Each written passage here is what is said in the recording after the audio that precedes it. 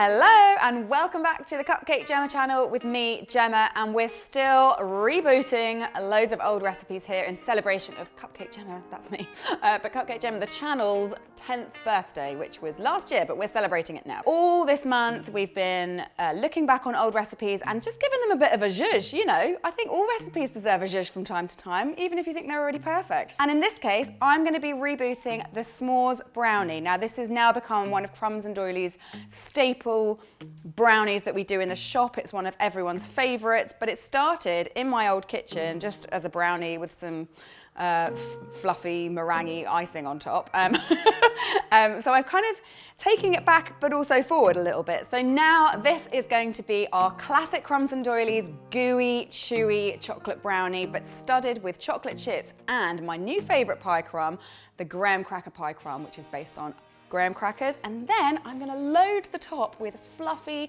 cloud-like, toasted Italian meringue, give it a drizzle of chocolate, stud it with more of that pie crumb, and it is going to be such a delicious dessert. This is like the sort of thing you could present at a dinner party. I've made all the different elements separately, but together they are going to be such an explosion of taste and flavour and yumminess in your gob.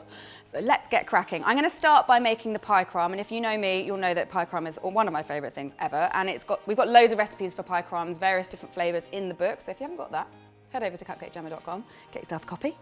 But it's really, really simple. As you can see, I'm using my gloves because I am going to be using my hands and I don't like to get it all under my fingernails. That's weird and gross. But I'm going to start with some melted butter. Just pour that into a bowl. And then I have two different kinds of flour. I've got plain flour and then wholemeal flour in honour of the original graham cracker.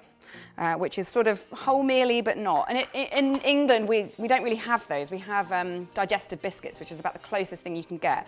But I thought I'd give it a go in pie crumb form. Anyway, I've got light brown sugar here as well. And don't forget, all the measurements are going to be in the description box below, so check that out. I am using a little pinch of salt and half a teaspoon of cinnamon. A sort of scant teaspoon, nothing too much, not too much. And then lastly, a teaspoon or two of water. I'm going to start with one and see how I get on. So to start with, I'm going to use my spatula just to bring it together a little bit, and then I'm going to get my hands in there.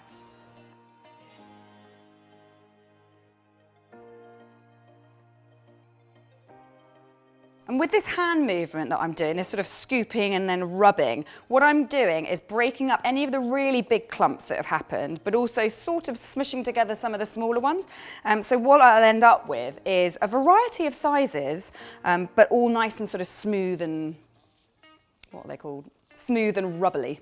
Now, if you were joining us last weekend at the live bake-along over on Patreon, and then thank you for coming. Thanks for joining us over there. And if you missed it, don't worry. You can still join up to Patreon anytime, join our bake club if you're in a position to do that. Really help support the channel, and we will announce another bake-along very soon, so watch that space. Anyway, I think my pie crumb is sufficiently crumbed. I have a baking sheet here, which I've just secured with a bit of bulldog action. Just scatter it over the top of your baking sheet and then spread it out a little bit more evenly. So I've already got my oven preheated to 170 degrees C. I am going to bake these for 10 to 12 minutes. You want to check them at 10 and just make sure that they're not really squishy to the touch and they're sort of just about turning ever so slightly golden. Obviously, they're already a little bit brown, so it's a bit difficult to tell, but you'll know just by the touch. Anyway, I'm going to get on with making the brownie, and this is our classic Crumbs and Doyley's brownie recipe with just a few tweaks, because I'm adding a bit of chocolate chips, and of course my pie crumb, which I've actually already made. It's really hard not to just eat this and nibble on it all day long. So the first thing I'm going to do is line my tin. Now, I'm going to be doing mine in a tart tin, but if you want, you can do it in just a regular tin or whatever, but this is an 8-inch fluted tart tin, and that means I can't line it like I would a normal brownie tin. So I am going to first of all grease it with my trusty grease cake relief spray. That's just the easiest way of doing it. If you want, you can do it with a pastry brush and a bit of butter or oil, if you've got the time and the inclination to do that. And I'm also going to just do the base as well. But then, just to help it to prevent it from sticking, I have some cocoa powder here, and I'm going to use that to dust the inside of my tin, like you would sometimes with a sponge cake and flour.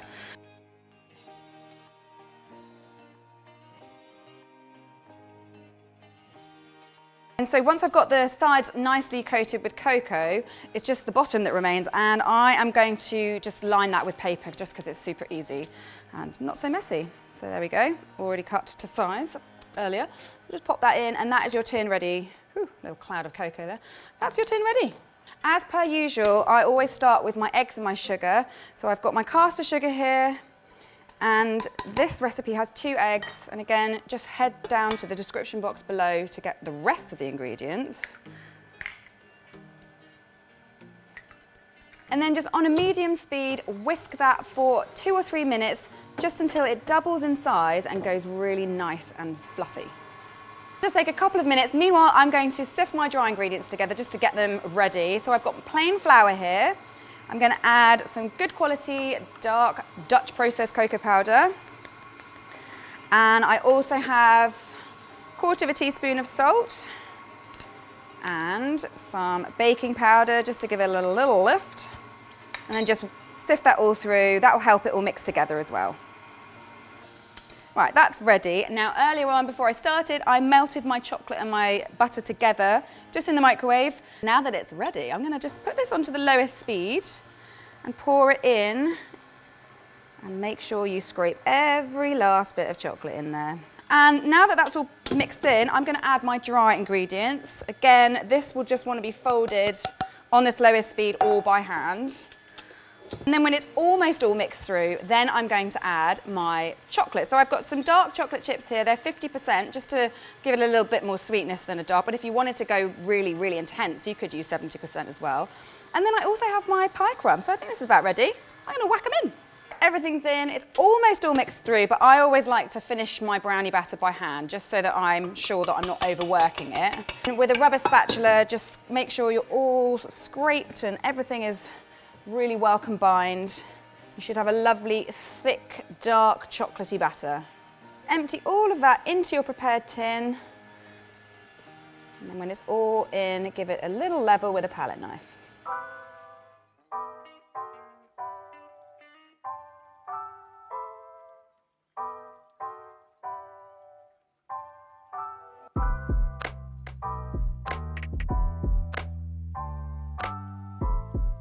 Lovely. Now I'm going to bake this at the same temperature as the pie crumb, so 170 degrees C, which in a fan assisted oven.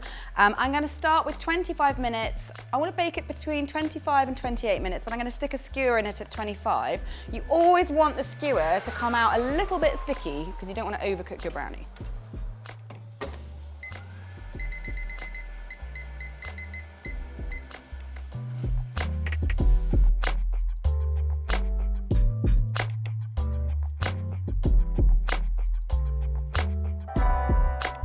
Okay, it's time to get the topping made. Now, as with all brownies, I took my brownie out, left it to cool to room temperature, and then I put it in the fridge. You want to do that for at least 4 hours to chill completely. So this is my guy, and as you can see, he came out of the tin really cleanly, and he's got a sort of lovely little belly band of dark cocoa all around the edges, and so that cocoa trick really worked nicely, but he's been in the fridge chilling so that he's nice and firm but chewy and yummy when you eat him. But we need to make this cloud to go on top of it, and that is Italian meringue, one of my all-time favorite things to make and to eat. So I'm gonna start by putting my sugar syrup ingredients into a pan. So I've got it on a weighing scales because I'm adding liquid glucose, and that's really difficult to measure. So I'm going to start by putting my water in. Just go ahead and put that in, and all the measurements are down in the description box. Then add your caster sugar, and then add your liquid glucose. So then just pop that onto your hob, and I'm going to start with a medium-low heat just to get this bubbling along.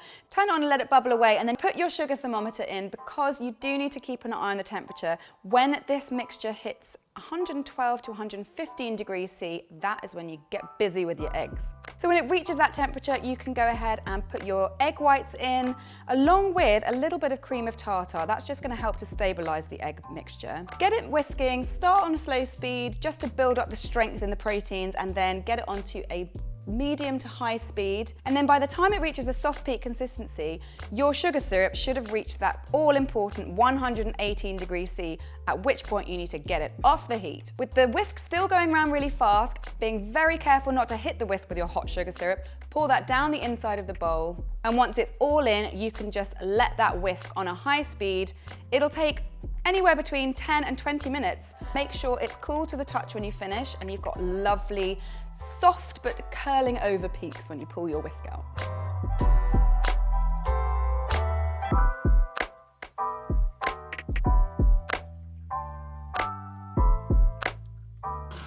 Oh, this is looking so delicious, and now it smells really good now that we've put the vanilla in. So that's my Italian meringue ready. And it does seem like a lot, and it is. So I am going to literally dump this whole lot onto the top of my brownie. Here we go.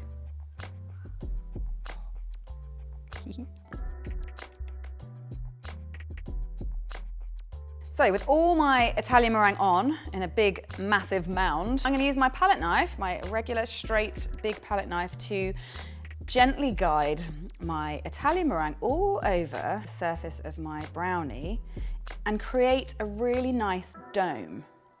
And then once I've spread it out nice and evenly, I'm going to use my palette knife and my turntable in cahoots to create a really nice swirl which goes from the bottom all the way to the top.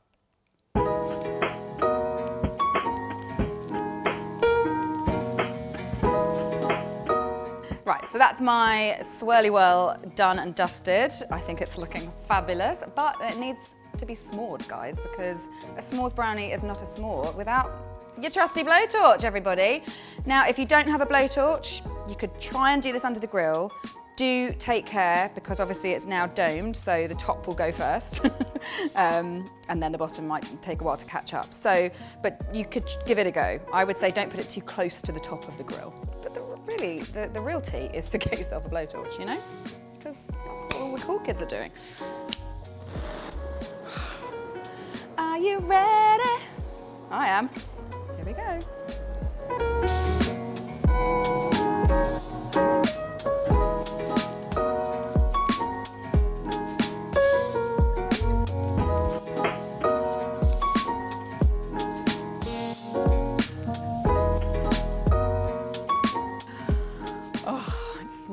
So good with all that burnt sugar, and it just looks so fantastic. But you know what? It could look even better.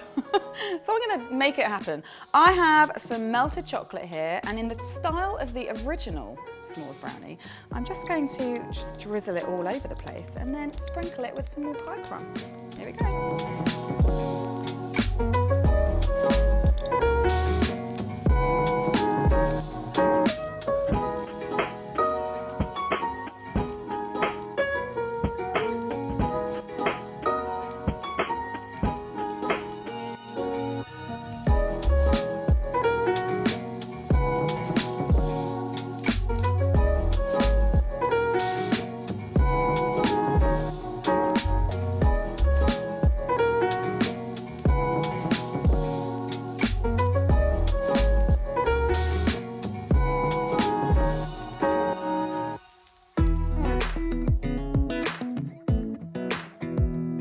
That just looks magnificent, even if I do say so myself. So let's get a bit of everything. Oh, yum.